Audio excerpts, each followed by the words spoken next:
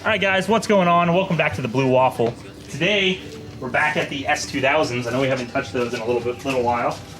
But, as you can see, we got the S2000s here in the Blue Waffle. We're going to go ahead and do a valve lash adjustment on them. They need to be done every once in a while on the S2000s. But, where's Sean?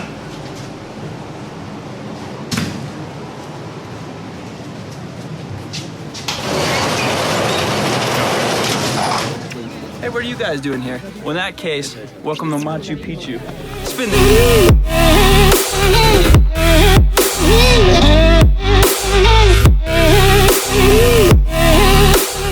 Was it already started? Yeah. Oh, okay. Perfect time. Alright guys, so today we're going to be doing a valve adjustment on my 2004 Honda S2000, aka Ivanka. And also, John, we're going to do Susan as well today. That's right. We're definitely going to do Susan. I usually do Susan about every 30,000 miles as well. She's my favorite thing to do, is Susan. And so the main thing is you want your actually engine to be under 100 degrees Fahrenheit. So best case scenario, you let it sit overnight before doing it. But John actually had to drive about 30-40 minutes, so that's why we're starting on Ivanka first. And then we're going to let Susan cool down for a little bit, because it's summertime, it's a little bit hot. So. Never want to do Susan when she's hot. She gets a little cranky. So first things first, if you haven't done this in a long time, it might be a good idea to go ahead and change your valve cover gasket and your little spark plug hole gaskets as well. I've changed mine out maybe about a year ago, so I'm not going to do that today. But first things first, we're going to get started off by taking off the valve cover and getting to the head.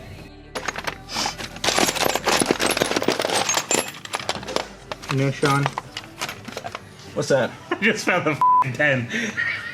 The hardest part about this job is finding a 10 millimeter. All right, let's get started on it.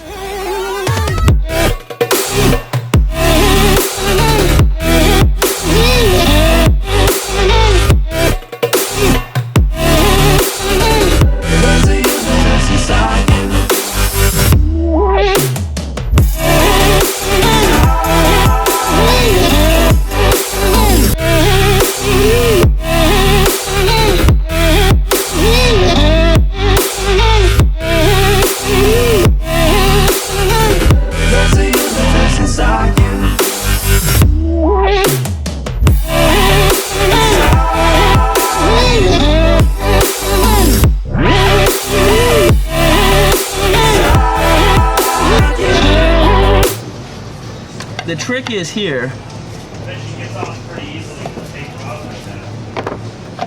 Not to tear up your gasket if you're going to be reusing it, so be careful of that. And now that, actually, let's go ahead and pull these things off because I don't want to lose them. Yeah, that's why I was asking. This is the hardest part in my opinion, just because it's kind of how this motor sits in here. It's so far back into this cowl. It makes it very hard to pull it out. So, and that's how kids are made, guys. just deep in the cowl. It makes it hard. Sometimes it's actually. Oh yeah, we gotta pop that out. We need a screwdriver. 6.5 hours later. All right, there you go. All right. No, so that's actually not the hardest part. The hardest part is going to be putting that back on. So it's actually easier to come out than put back in. But like I was saying earlier, if you have not replaced this or done a valve job in a long time, I'd recommend replacing your valve cover gasket and these little gaskets right here. So that's something I would buy beforehand, or you're kind of, I don't know. Why are you pushing it away? Leave behind your... You know, sometimes the 10 is easy to find, but the 19 is never easy to find. So what we're gonna do now, guys, actually before we get into it, you're gonna need a 19-inch socket. Remember to put the car in neutral or you're gonna be trying to turn the motor on while it's in gear, so that's gonna be pretty difficult. So we're gonna put it in neutral, get a 19, turn it clockwise, and what you're gonna wanna do is set the cylinder 1 the top dead center. And once I get it there, I'll actually show you what I'm talking about. So I'm cranking it over. Let's see here. Where my little marks at? Okay, I see him.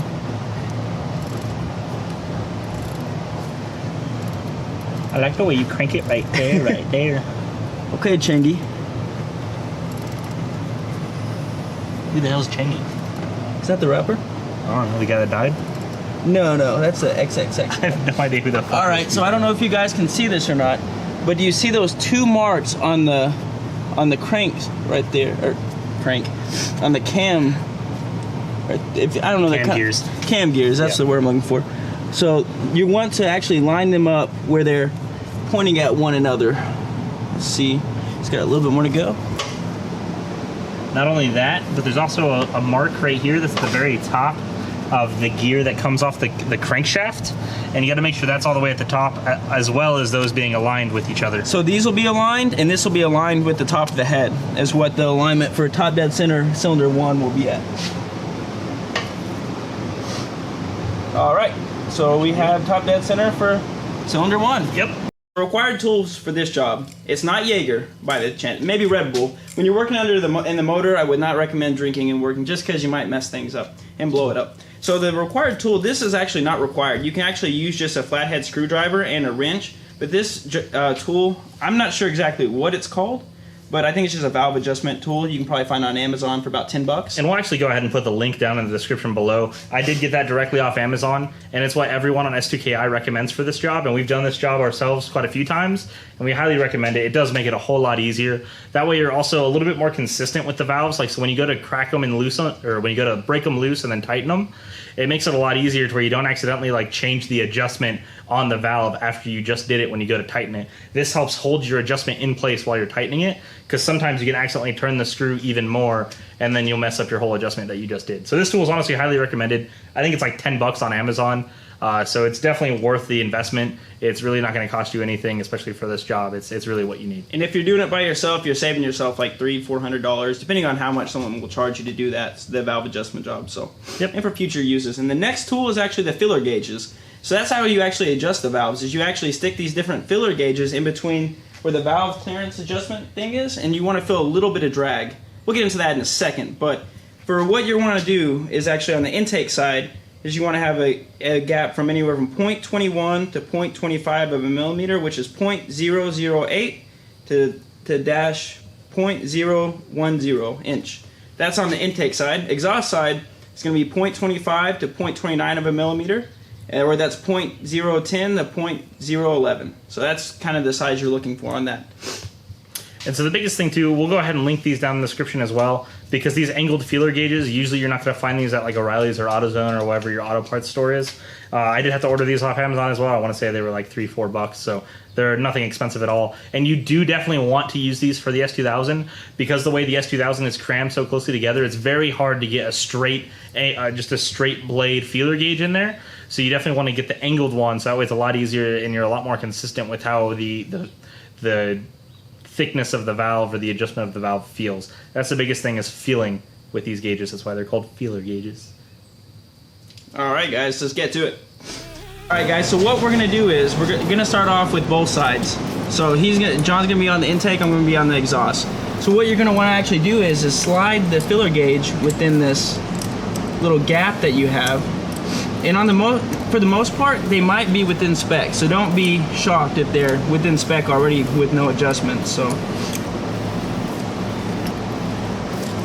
actually, since we have it on top dead center for cylinder 1, we're only going to start on cylinder 1. Then we'll have to change top dead center to the next ones. But really, honestly, your second one feels okay on the intake side. Your first one's pretty tight though. so guys, what you want to feel is a little bit of drag. That I know you'll get it overfill over time after you do it a few times, but what you want to do is on the lower end range, you should actually feel a little bit of drag for the most part, but not too much. It shouldn't be too tight where you can barely slide the lower end of the range out. And on the higher end, it should be it should grab a little bit more. But if it slides in and out pretty easily, then you're within spec, and you don't really need to make any adjustments. And so what you're going to want to do is, to adjust this, is you're actually going to want to stick either a wrench or this tool on the actual nut itself. Hey Joy, you want to come to this side and I'll kind of point it out and tell them what we're doing.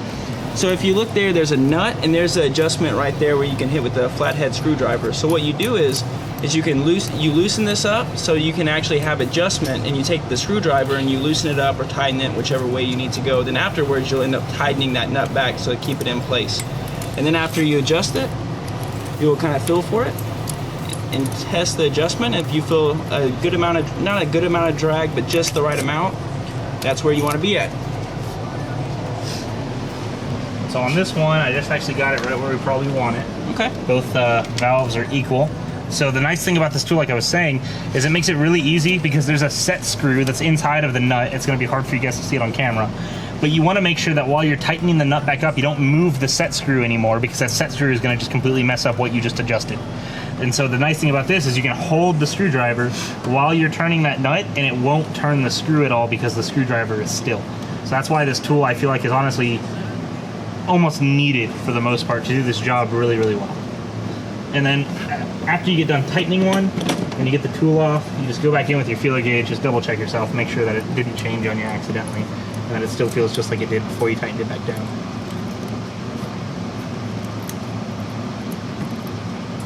And actually this one tightened on me a little bit, so we're gonna redo it again. So always remember to double check.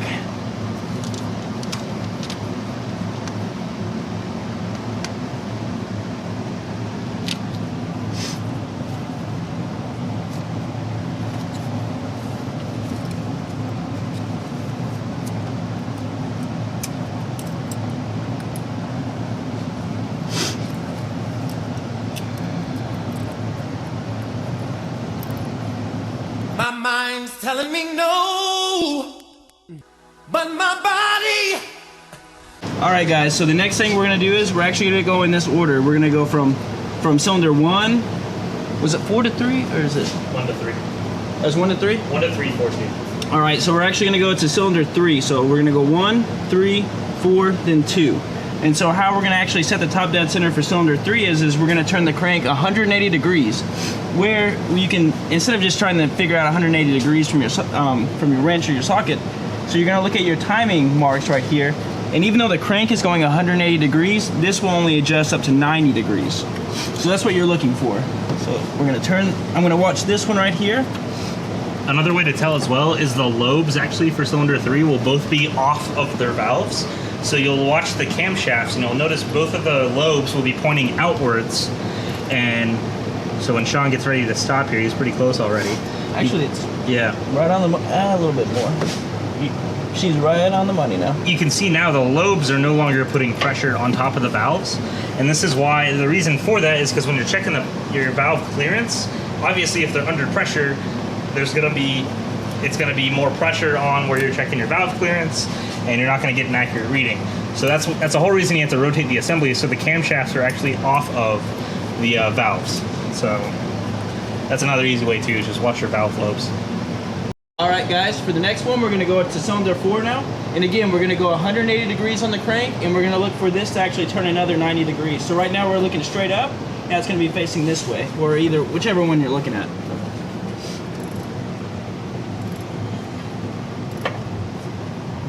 Maybe I should put this Compression stroke. All right, I think you're right about there. The lobes look good. All right, she's looking lobe. All right. All right, and number 4 is always the hardest to get to, because it's all the way in the back. Exhaust side on one of them looks pretty good. You guys have ever done your valve spring retainers? Oh, that's a fun job. You'll know how much of a bitch the number 4 cylinder is. Exhaust side's actually good on. I say that from Cylinder. experience. I gave you the easy side. Come on, Emo. Ivanka can play hard to get sometimes. Okay, that one's good.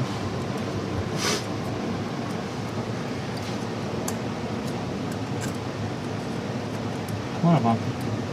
There you go. Yeah, these two are good.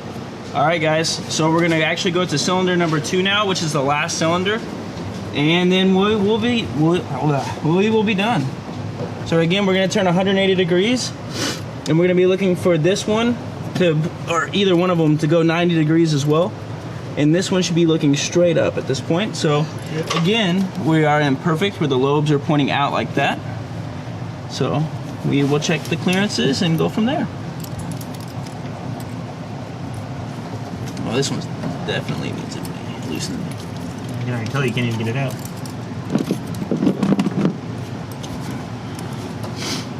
So this is a sign where you need to loosen it, where you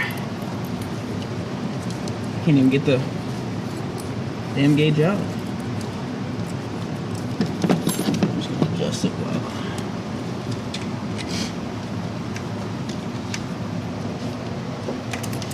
Yeah, this one probably needs to be tightened just a little bit.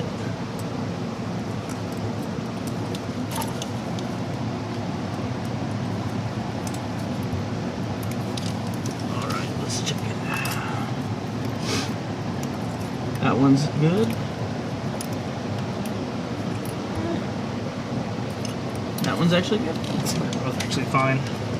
They're pretty good? Yeah, they got just the right amount of resistance. Alright guys, so we're actually already did the whole entire valve adjustment. We just got to put the valve cover back on now. In total, we only adjusted actually 3 little valves. That's it. Yep. So for the most part, the rest were in spec, but it's always a good idea to check at least every 30,000 miles, especially if you drive your car hard and take it to the track. So. And the reason ours are in spec like that is because we have done these on our cars before. A lot of times when people have theirs way out of spec is whenever it's been a good 100,000 miles and there's never been a valve adjustment done. So because we've already gone and done ours and it's been about 30,000 miles, we're right where we should be. They shouldn't be too far out of spec. So really what we're seeing here is just right. It's really more of a peace of mind type of thing. You mostly adjust these for peace of mind, especially before you go to the track, so you know you're not going to bang a valve into a piston or something. So this is actually the hardest part in my opinion. It is definitely the hardest part. It's actually trying to figure out how to angle the valve cover back onto the head.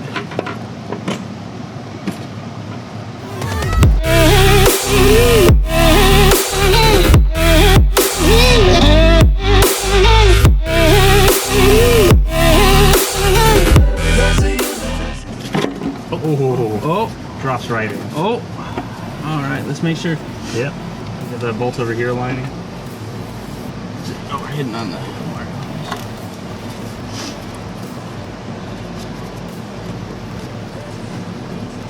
So also another thing is, guys, make sure that the sill around the little spark plug holes actually don't get pushed up, the little gaskets. So make sure you push them around there when you're trying to push the valve cover back on, because you can actually push the So make sure to not over tighten, torque these bolts. Back in the day when I used to first got in the cars, I used to be into 4G63 turbocharged Eclipses, and I took the valve cover off one time and over torqued the bolts and cracked the valve cover. So don't do that. 4G63 for life. Crank walk. When in doubt, dipstick out. Slide it right in there. All right, guys. So one of the most important things is once everything's buckled down and everything's good to go, do not forget to pull the socket off the crankshaft, or when you start it up, it's gonna fly, maybe hit you in the head, maybe break something, who knows. Might kill someone. That's why I said no drinking and working in this job. All right, let's see if she starts. Okay, we didn't completely F up my S2000.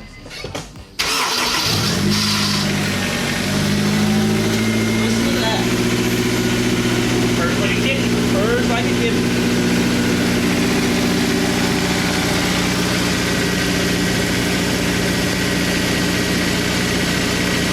Alright guys, so we went ahead and finished up the valve adjustment job. We finished it in maybe about 45 minutes to an hour, just because we've done it a few times. But if it's your first time doing it, make sure you take your time, 2 to 3 hours, that's fine. Just make sure you do it right the first time. We did save a little bit of time because I did a valve adjustment maybe about 30,000 miles ago, so we didn't actually have to adjust very many of them, maybe 3 at the most, so that was it. Anything to say, John?